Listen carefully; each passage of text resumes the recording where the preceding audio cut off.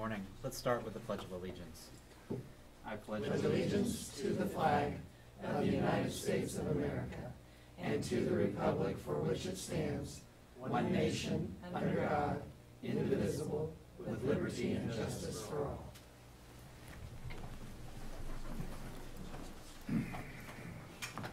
Good morning. Welcome to the September 21st, 2015 meeting for the Shawnee County Board of County Commissioners. My name is Kevin Cook. I serve as the chair. I also represent District 2.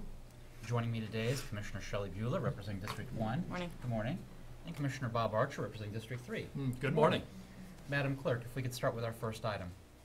Proclamations, presentations. Number 1, presentation regarding the juvenile detention facilities outdoor garden and art mural. Good morning, Commissioners. Angela McCarty with the Shawnee County Department of Corrections.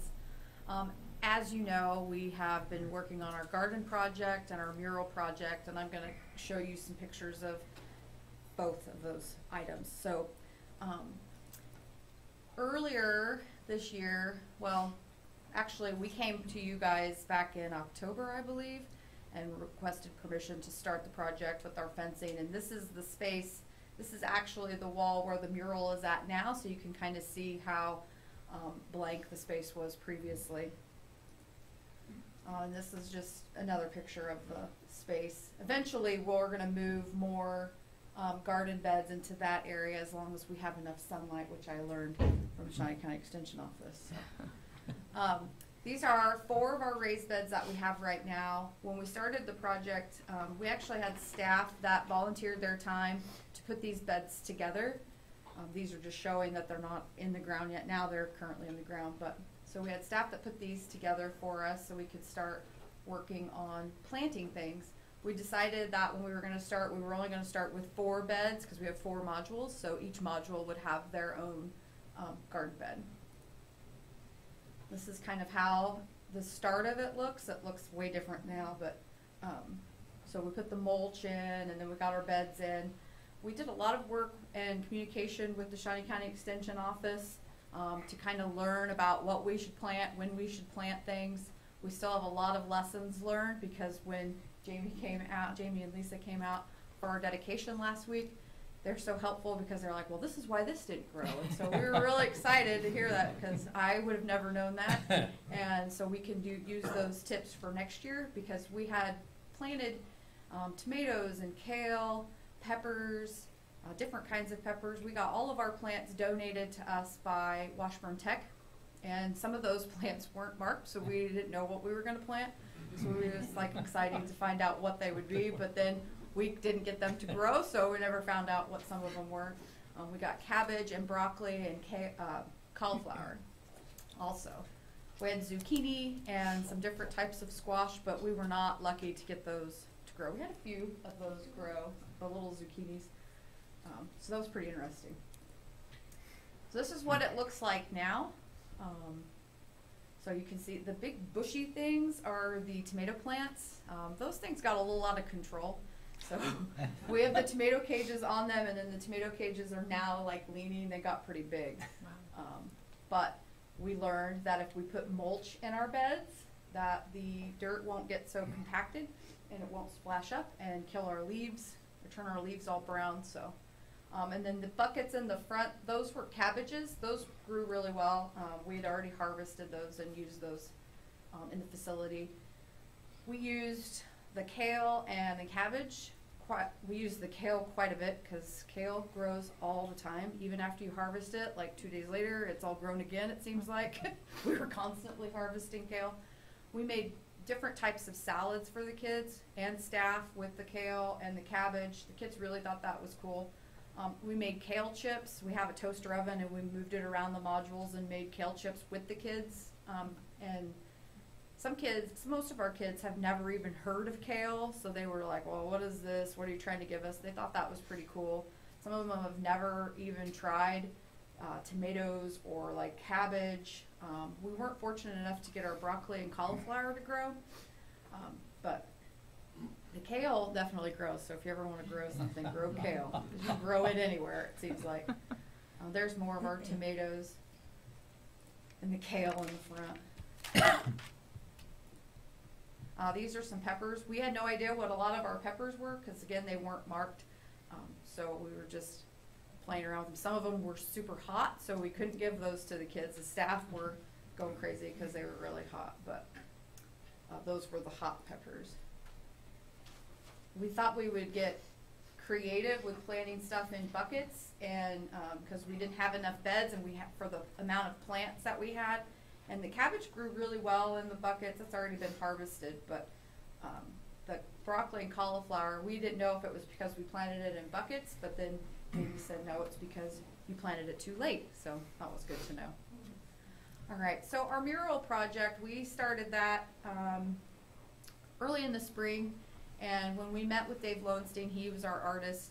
We actually, he worked with 4 of our youth to start, 1 from each module, and basically they worked together weekly to come up with the theme for what the mural project was going to be. Originally we were going to do the murals inside the facility, but then when we took Dave on a tour of our facility, and he was like, you should move the mural project to the garden. And we were like, well, why did we think of that? You know, that's smart. We should have done that to liven up the space even more, and then get the kids outside more. And so we decided to move it outside. And this is just showing an outline of what the project is, or what the art was.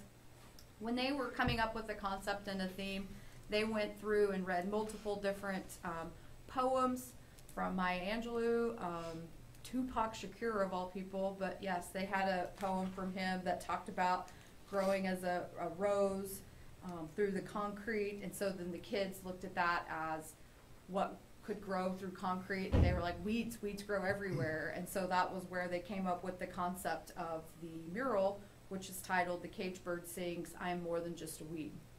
So the process of that, the kids wanted people to know that they are more than just weeds, and so that's kind of how that process got started. So this is the outline, and then what they did was Dave came out, they put the actual drawing on a projector, and then posted the projector up, and then Dave painted the outline. So those are some more pictures of the outline. And then this is some pictures of Dave with the kids. We had about 30 different kids that were able to come out and paint portions of the mural. So we do have some kids that aren't able to go outside because of the behavior level that they're on. But what we did see is that a lot of kids wanted to be on the level that would get them to be able to go outside, both for gardening and both for being part of the mural project. Most of the, all 4 of the kids that actually came up with the concept and the theme are actually not in our facility anymore, which is a good thing. So they weren't able to talk about how the process worked, but there were some kids that are still in our facility on Wednesday when we did our dedication that kind of talked about the different sections that they painted and what it meant to them to be able to be a part of that. They thought it was pretty cool to see the final project, and here's some more pictures of kids painting. That's the title of the project there, The Caged Bird Sings, I'm More Than Just a Weed. And then here is some of the finished product. It's not a very good picture because it cuts off the top, I'm sorry. This is the one I think is the coolest because it has part of the Maya Angelou poem that they read. They kind of based the concept and theme off of this. There's Dave, and we do plan on working with him again. He has murals all over Topeka and Lawrence. He's finishing one up in Topeka now. I can't remember where he said it was. I think it's over off of Western, over by the expo with the other murals. I think he's working on one over there. And he has some murals, mural projects he's worked on in other countries, and he's getting ready to go to Brazil and work on a project there, which is pretty cool. So that's the whole thing. If you drive by the building on Madison, you can actually see it. Not supposed to, but I think if you drive kind of fast, you can see it really good. It's like that project. But anyway, so there it is. So eventually, next year, we're actually closing our garden out now because most of our stuff is starting to, needing to be harvested, and it's done growing. The kale, whether it's done growing or not, I think we're done with the kale. We've had quite a bit of it. So So anyway, so we're gonna actually harvest it out, clean out our garden, and then, we actually have a composter, so we're gonna be working with the kids and teaching them how to compost and stuff like that, so. Then, next year, when we start getting ready to plant, we'll take a lot of the lessons that we've learned on what to do better for next year. Hopefully I don't have the same kids in our facility, so we can have new kids and teach them, more things. And we have different projects that we wanna work on with the kids and different activities that we've, gotten the curriculums and stuff for junior master gardeners, and we're gonna be working on that kind of stuff with our youth.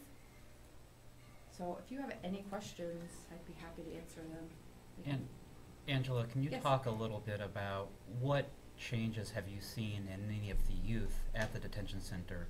Have you seen any positives from having the garden and from the mural? Yes, and no. Well, we have some kids that just really don't get with the program, as I should say, so, they will constantly misbehave, they don't follow rules.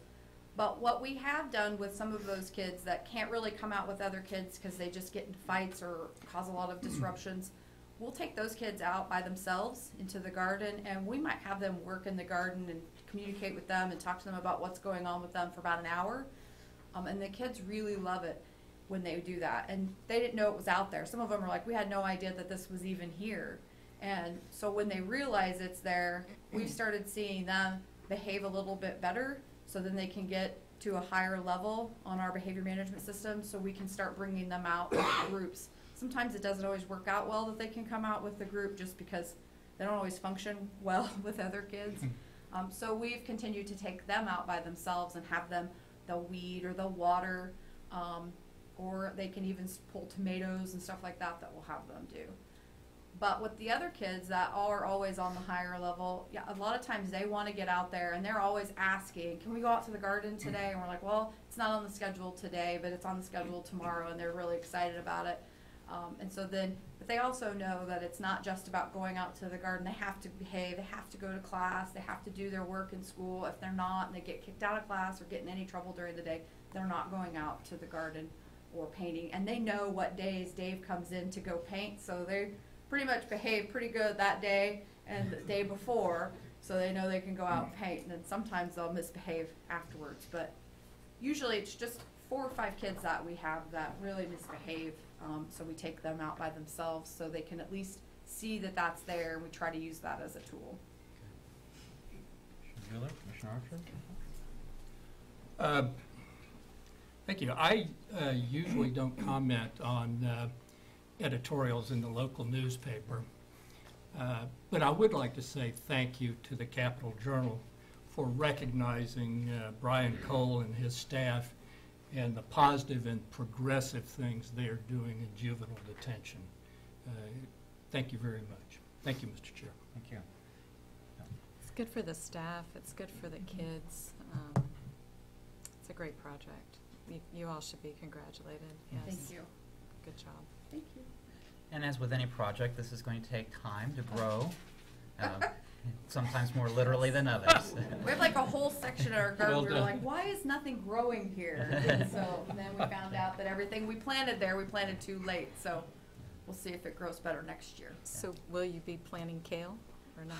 Yes, maybe not as much. I think we had 8 plants, no, Oh, wow. yes, 8 plants of kale. That is too much, way too much for us. So maybe 2, we could probably get away with 2.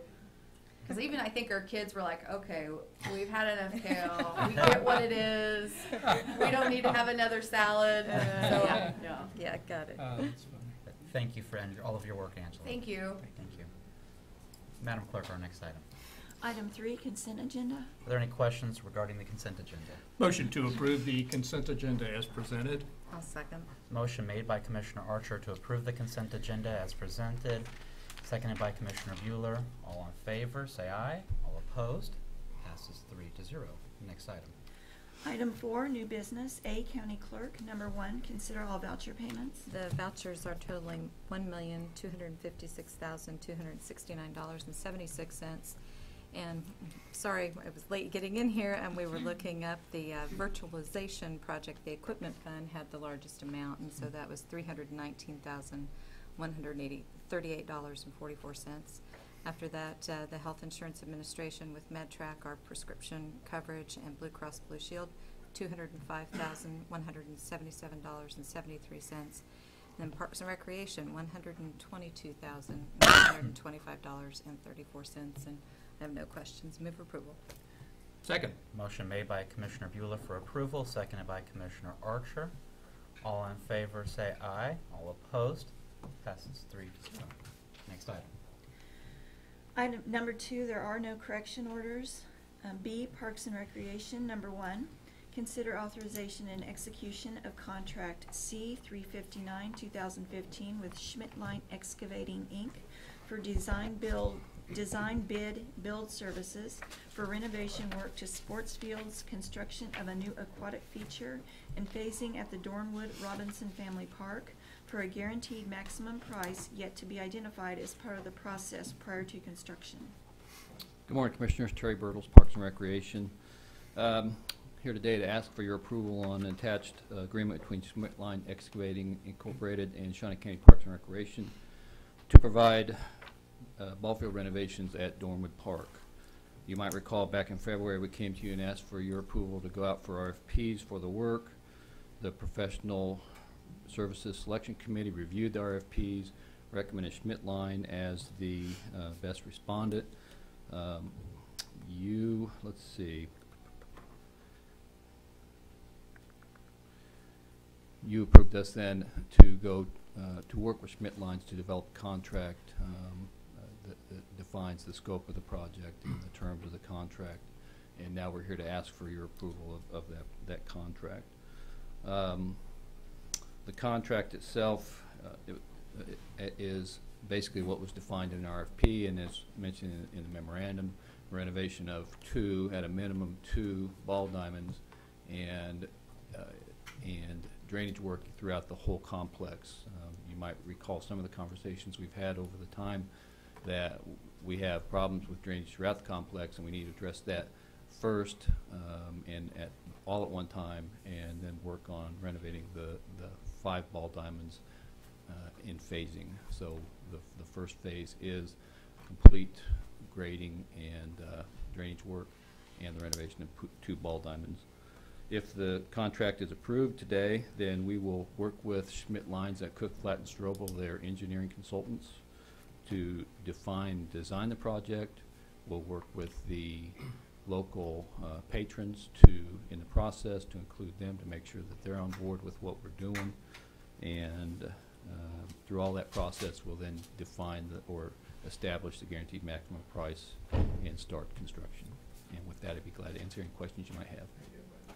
Hey, Terry, can you talk to us just a little bit about how many ball diamonds are at Dornwood? Right now there's a total of 7 ball diamonds. Okay. 5 of which are on the north side of the road of 25th Street, Southeast 25th Street, and those are the ball diamonds that we're talking about. Okay. Recently, we are in the process of a property acquisition transfer with USD 501 to allow us ownership of 3 of the ball diamonds. That's almost done, so that when it's all said and done, we'll have 5 ball diamonds on the south of the road, and currently have 2 ball diamonds on the 2 on the south, 5 on the north. I was going to say. And then this is for a minimum of 2 renovations. And then would you anticipate that in future years or future time to renovate the other remaining ball diamonds? Absolutely. The remaining 5, the 3 that are north of 25th Street. The goal is to have all ball diamonds north of 25th Street be multi-purpose use ball diamonds, similar construction, and similarly renovated. Do you know when was the last time these ball diamonds were renovated? Ooh, it depends on your definition of renovation. Probably when they were built, Yeah. and then some very minor modifications made over time. And I understand that in speaking with people that are very invested into the Dornwood ball diamonds, the light poles come from the old Shawnee County Fairgrounds where the Expo Center sits. It's a mix of everything. Some of the light poles definitely came from there. So, antiques. Yes, I think they would qualify. Gotta save money. And There you now, go. the spray pad, what would be the timeline for the completion of the spray pad? Timeline of completion for the spray pad will be by the spring of this year. We will have it open for what is traditionally known as the outdoor aquatic season, or probably even a little bit earlier than what's the traditional, but it will certainly be this spring. And then finally, the Robinson Family Trust. What is that? The Robinson Family Trust. The Robinson Family Trust is a portion of our Parks and Recreation Foundation that has been established to, I guess, endow, for maybe the lack of a better word that I can think of, the Robinson Family Park, which was donated by the Robinson family for use by Parks and Recreation as a natural area, and it's immediately adjacent to Dornwood Park, and now kind of creates a contiguous park from southeast 21st Street to southeast 29th Street. And so the Robinson Family Trust is what allows us to have that connection to 29th Street. Correct. And there's designs for a trailhead for the biking path through there. Correct. That gives us that access to 29th Street that will allow us to connect the Deer Creek Trail from its current terminus at southeast 10th to southeast 29th Street. Getting us closer to the Lake Shawnee Getting us closer to Lake Shawnee, yes. as the alternative from the Wittenberg Bridge that we had the discussions on 2.5 years ago. Correct. Concerns with recently the city of Topeka took up discussions with the Kansas Turnpike Authority, and it looked like one of the plans talked for the Turnpike Authority to be right on top of the Robinson Family Trust. Are there any concerns with us making improvements to the Robinson Family Trust area with it potentially being wiped out with the Turnpike Authority?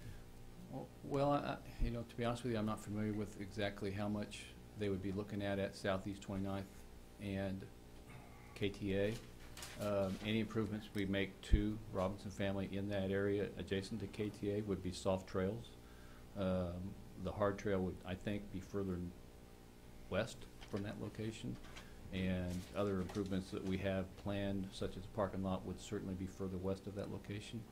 So I think it would most impact, one, the size of the parcel, and two, some of the soft trails that we have for just nature enthusiasts. And I recognize that the city of Topeka is just asking for engaging a study at this point. We're very far away from any final plans on the Turnpike Authority or any additional entries or exits, I guess. Other questions, commissioners? Just might have a question. Terry, so all this is just work at Dornwood, correct? Correct. For this contract? Yes. Okay, thank you. And I should have said it's the certificate of participation. The funding Okay. source would be certificates of participation.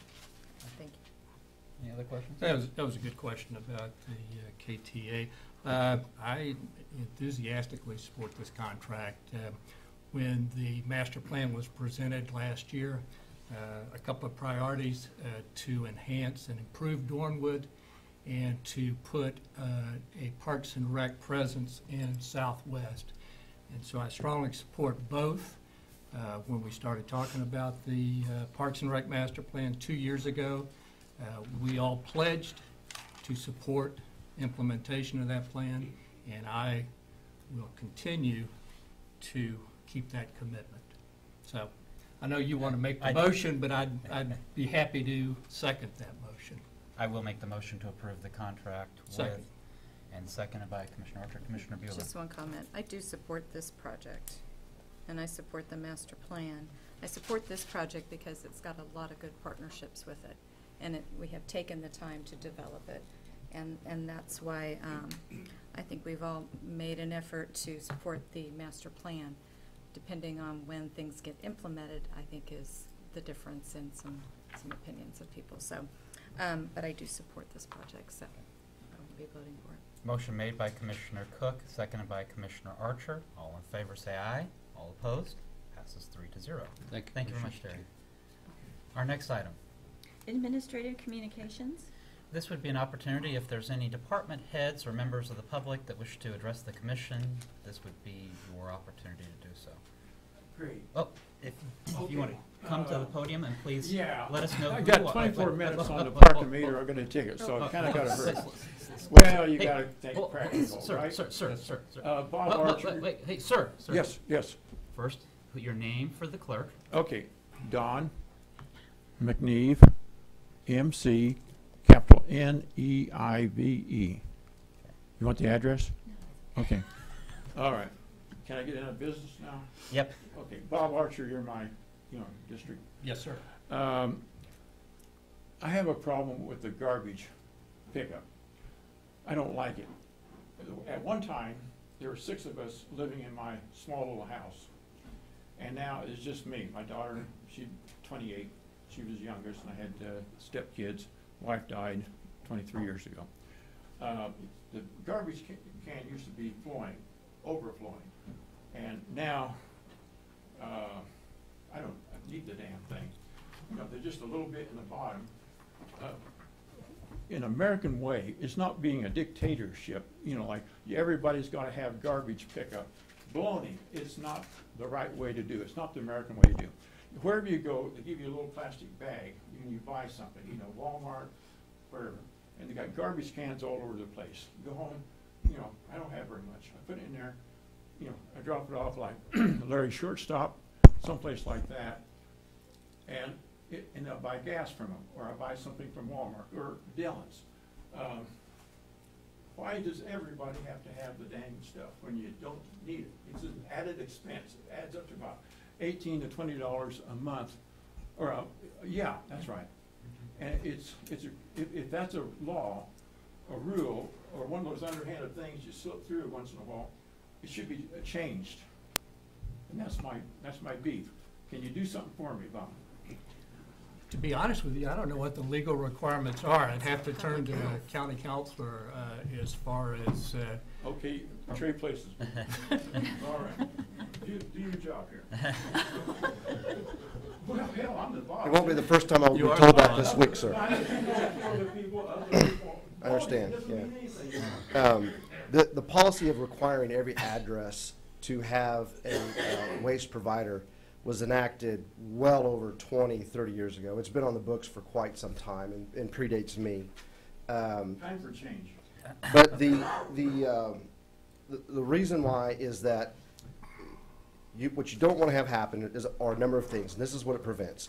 Number one, it prevents people from dumping their garbage in the ditch behind their house, or even worse, into a ditch behind somebody else's house, which even with this law still happens, and it's something that we try to fight and get on top of, but it does prevent that. If you have to have a garbage service, then you have a place to put your trash, so you're not dumping it on somewhere else.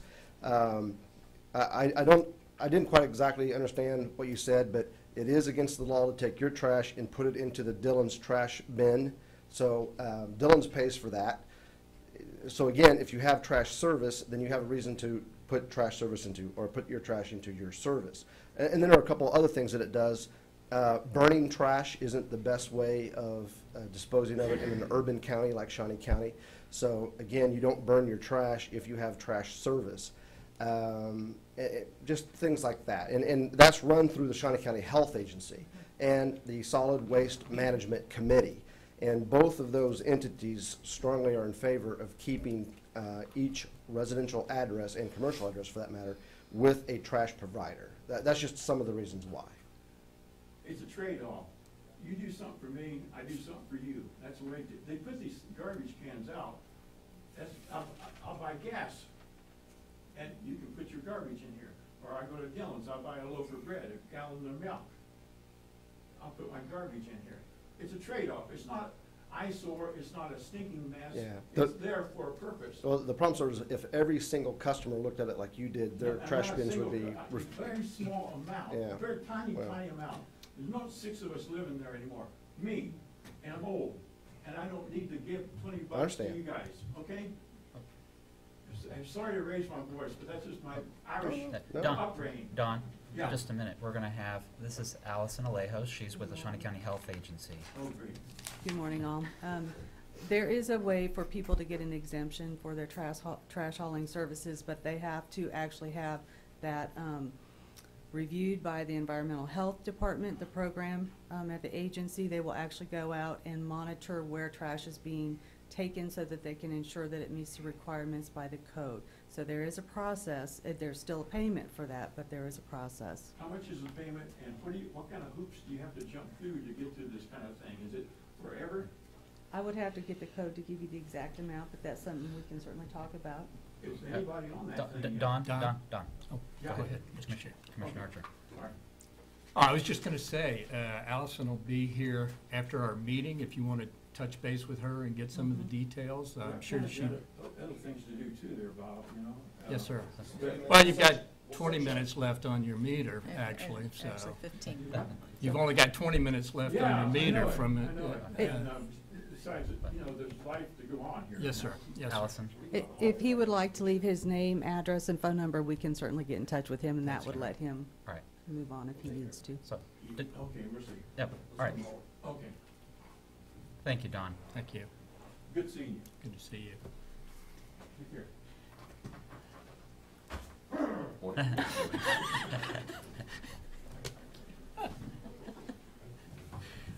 So nice. It's I interesting. understand. Good morning, Commissioners. Nelson Castile, Shawnee County Emergency Management.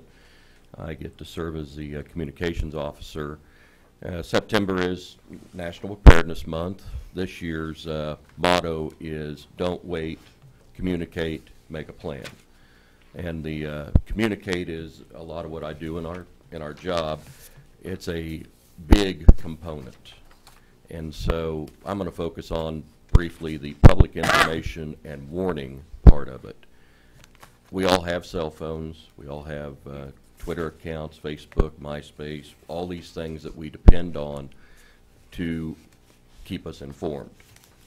And we utilize those in emergency management, all the way starting at the Oval Office, all the way down to those of us in the EOC. We utilize as much of the technology as we can. The part of being prepared is to ensure that you have an effective backup to receive that information. Critical infrastructure has been known to fail. Technology can fail. And so we try to enforce to people to have 2 or 3 different ways to receive information and warnings. And that is before the storm happens, during the storm, and after the storm. Before the storm, a lot of times we become very complacent because we see on Commissioner Cook's Twitter page that we're doing this today. And we come to depend on that tweet that comes out. During an emergency, during an incident, he may be too busy to tweet something out, and secondly, there may not be the infrastructure there to help get that out to folks. So we don't recommend to people all the different communications resources out there because there's probably millions of them that people use on a daily basis, but we ask them to plan ahead for themselves. And the one aspect, and I was talking to a NIA group about a lady in Arkansas that was down there during the tornadoes a couple years ago, and she had actually planned ahead when she went to her hotel, and she found the TV station that she could watch, and she had her weather radio with her, and she had all these backups in the hotel already set. She had planned ahead when she arrived. She knew where the exits were, knew where the shelters were. And that's a big part of our communications infrastructure, is not only the technological part of it, but also the human part of it, where people have to be able to get the information, get the warning, and after the storm, it's very important that we get the right information out to folks. And that's why we reinforce to, in the case of Commissioner Cook's Twitter page, there might be official information there. There might not. We don't know. Many of our local resources use that social media to see what is going on out there, what is called ground truth.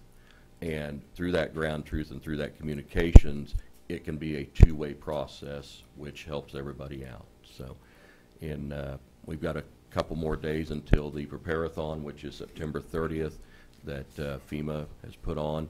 The information I've given you at ready.gov, they have a whole website dedicated just to the national preparedness for 2015. Thank you. Thank you, Nelson.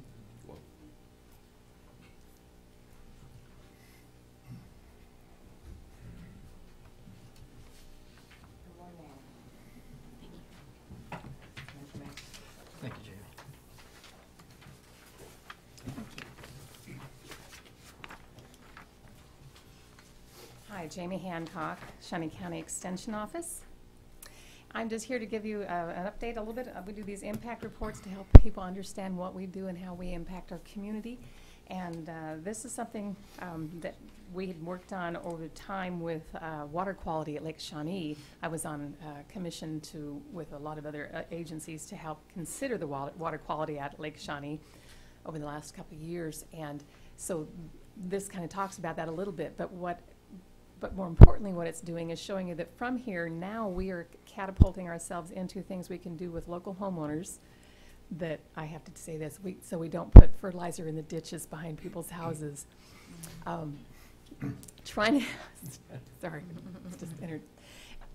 What we're trying to help people do, we're going to develop some hands-on clinics to help homeowners know how to calibrate their equipment so they know how much fertilizer to put on how large an area and how to keep it off the sidewalks and not let it go into our water systems and drainage systems and back into things where they don't belong. And that's where they land in the rivers and the lakes and the streams and cause a lot more issues.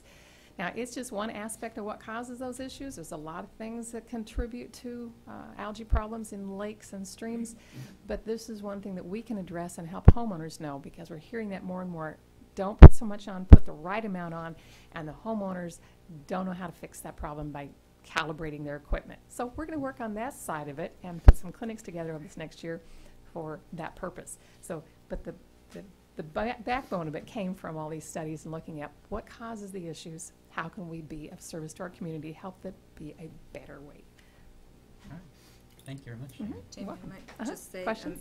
it was interesting that there's been a 20% increase of soil test from residents around Lake Shawnee area, and soil tests can be obtained At our office. Your office. Yes. This has really been an increase in things because when homeowners find out what their soil needs, they bring us, we have a system, we tell them how to do this, to bring us 2 cups of soil, we send it to the laboratories, they give me a report back, and then I let the homeowners know what product they need to use. And generally, they don't need to use things that have phosphorus and potassium in them. Sometimes they do, but most often they don't.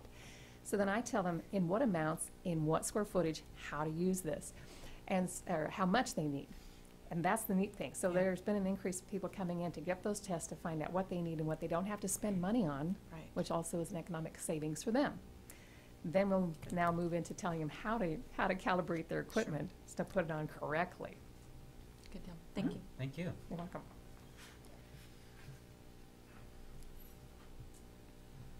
Morning, Commissioners. Just a couple of items. Dusty Nichols, Emergency Management.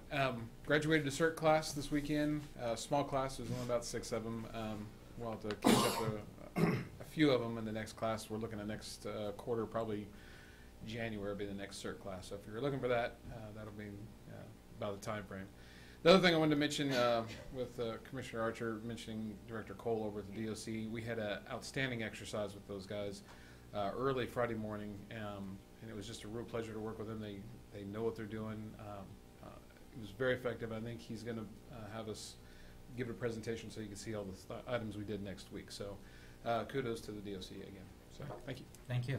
Can you mention too about the exercise yesterday? Oh, briefly. I think Ms. Nelson. Corporal Mahan is coming up to talk a little bit about that as well. Yeah, I'll let him talk. Very good.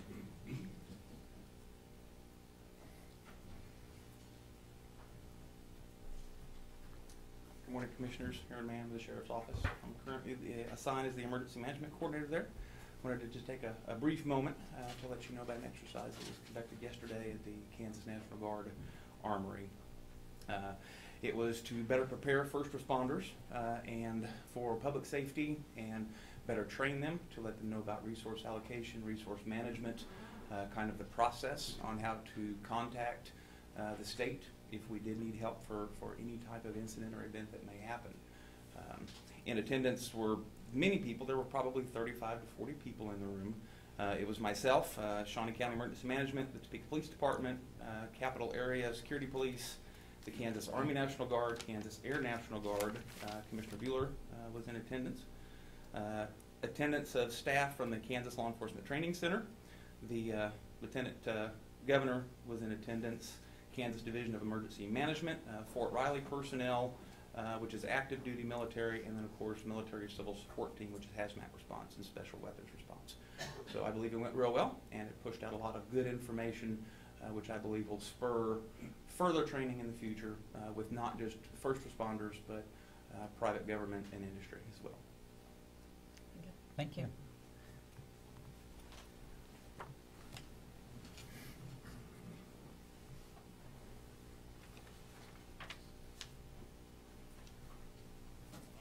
Good morning, Commissioners.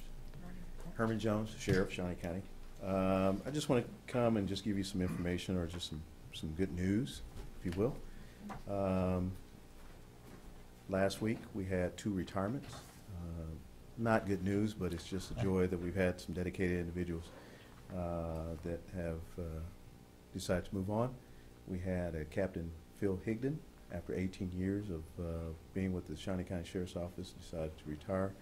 Actually, if I will, he retired a little bit earlier than he anticipated. His wife took a position in Hawaii. So he's located a position over there. So now I've got someone to go visit in Hawaii. But on the other end, we had another 30-plus year veteran of the county, Scott Baker, sergeant there, who retired after 35 years there. So we've got 2 that have gone on with that, 2 dedicated individuals. Secondly, Lieutenant Sam Leon is with our investigative unit. He, last Friday, he graduated from the FBI National Academy. And for those of us that may not be aware of it, the FBI National Academy, in a sense, is like the West Point of law enforcement. Only 1% of all law enforcement executives from across the world are allowed an opportunity to go through the training. It's executive training. It's actually 10 weeks. And you go through physical training, you go through just an assortment of classes that are equivalent to undergrad and masters. So you do a lot of research papers and a lot of networking and those type of things. And you come away from that knowing you've got friends and colleagues from across the world. And then thirdly, we've got our part of working with the community. We've got tomorrow and Wednesday, we'll be holding 2 days worth of fair and impartial policing training, and it involves basically law enforcement in this area as well as community activists or people within the community that will be taking a role. So it's not just law enforcement learning about preemptive measures to not racially profile or to be impartial in their training, but it's also a point of sharing that training with our community. So there's a lot of dialogue that goes on with this. We are one of 3 that will have this type of training. Topeka is the first, and then it'll be in Kansas City, Johnson County, and then also in Wichita. This is underwritten by a grant that was provided by Kansas Law Enforcement Training Center as well as the Kansas African American Commission. So there's a lot of collaboration that's going into this. Basically, it's the police department and the Shawnee County Sheriff's Office are going to host this here in Topeka, and it'll be at the Ramada Inn there. Again, we'll have a well-known professor from University of Southern Florida, Dr. Laura Fidel, who's been known to teach and research on the subject matter of racial profiling and fair and impartial. She'll actually have a full day tomorrow, on Wednesday, for the full group there. We've got about 50 individuals there. Certain individuals in law enforcement. We've had an invite to the Kansas Bureau of Investigation, KBI director. He's going to have a representative there. The Attorney General's office there, district attorney, as well as some of our local colleagues from over in Lawrence. So we're looking at large populations. So, but these are the executives and also those officers that have contact with the community. As well, the community advocates have been invited by way of the African American Affairs, and I believe we even have Latino, Hispanic community that's going to take a role in that. So I think it's going to be a lot of great dialogue. I've attended a couple of these already on a state level at KLATC, and we've had great results. And out of this, what we look to have is community active groups, or basically advisory groups from the community, as well as working with that, and working with policies and procedures and just all types of things that we look at, whether it be recruiting in the minority community or so. But basically, a lot of dialogue comes from this. And of course, we know with recent events that have happened over the nation, this is one way that we can preempt the civil unrest, or at least having some kind of understanding within our own community. And I think we're off to a good start anyway, but we never rest on our laurels. We want to always get better. So I think that's what we have right there. So I just want to let you know what's going on with that. Thank you. You Thank you for the information.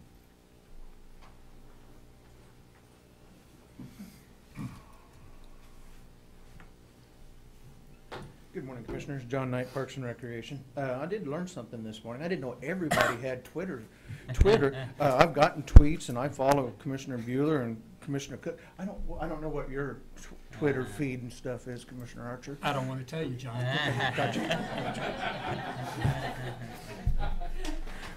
Quickly, I just wanted to, it was mentioned earlier in this meeting here about the Shawnee County Parks and Rec Master Plan. I did want to say that one of the key elements of that was we continue to get feedback from our participants. We continue to get feedback from our key stakeholders, partners with that we work closely with. One thing that the master plan did call for is to go back out to the community and get input from the community.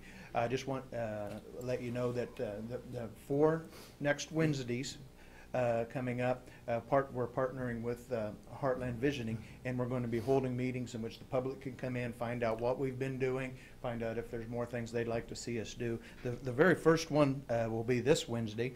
It's at 6:30 at the Cypress Ridge Golf Course, and then each of the following Wednesdays after that at 6:30 we'll be holding community engagements in other parts of the county.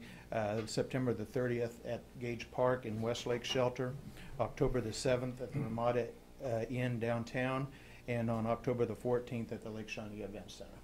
Thank you. John, before you go, there was an event at Lake Shawnee yesterday, I understand. I was not able to attend, but it was at the Ted Inslee Gardens.